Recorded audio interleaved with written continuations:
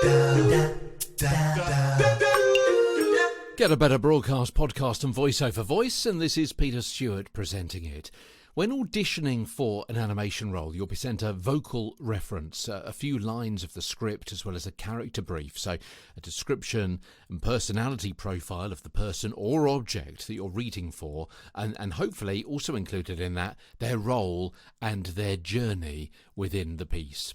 So, for example, Barnard is a British steam engine. Played by a man in his 40s or 50s, Barnard likes routine and safety, is dull, grumpy and easily annoyed. In this episode, other engines want to cut corners, but when he insists that they stick to the rules, he averts disaster and mellows when he's praised for saving the day.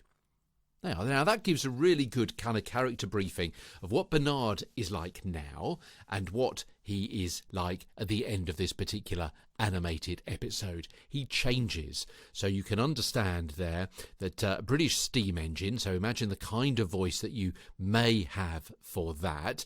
So obviously a British accent of some sort or other, but also what kind of characterisation have we got here? What are some of the clues? So it's going to be a man, so okay, in his 40s or 50s, so maybe a voice that could be like mine, but it could be obviously another accent from the British Isles completely. Barnard likes routine and safety, is dull and grumpy and easily annoyed. Right, so the characterisation. What I've been saying over the last few days is it's very difficult to essentially always come up with an accurate voice for something which is usually inanimate. You need to then concentrate on the characteristics of the part, how it is written and what their storyline is. Yeah, so we know the storyline.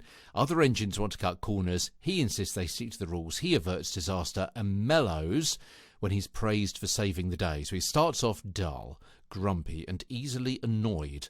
So a little bit like this, perhaps. So we're talking about some short, sharp sentences, very clipped accent potentially. He's dull, he's annoyed, grumpy, and then he mellows towards the end when he gets a lot of praise. He stuck to the rules, but now people like him, or the other trains, the other locomotives like him. So a little bit more lightness in the voice and a little bit faster as well. A little bit more friendly, but still maybe with a little bit of tone or hint of suspicion.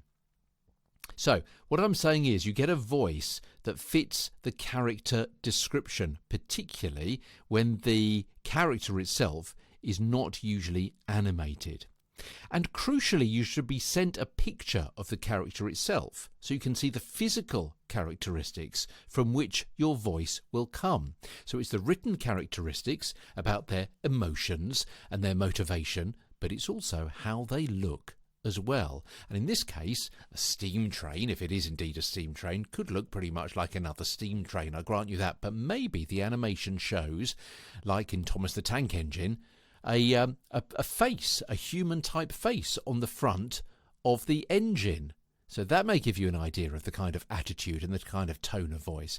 Maybe he's painted in certain colours, and that would give you an idea of the kind of character and the kind of voice. Wouldn't it? The kind of colours? Because if it's pastels, then that gives the impression of friendliness and softness. If it's harsh red, then that may give you another impression, mightn't it? It could be of resilience and energy and speed. What about a colour black for a steam train or blue? That could give you another view of their personality as well, couldn't it? Let's talk a bit more about this tomorrow, how visuals help your animation voiceover, as Get a Better Broadcast podcast and voiceover voice continues. From London, I'm Peter Stewart.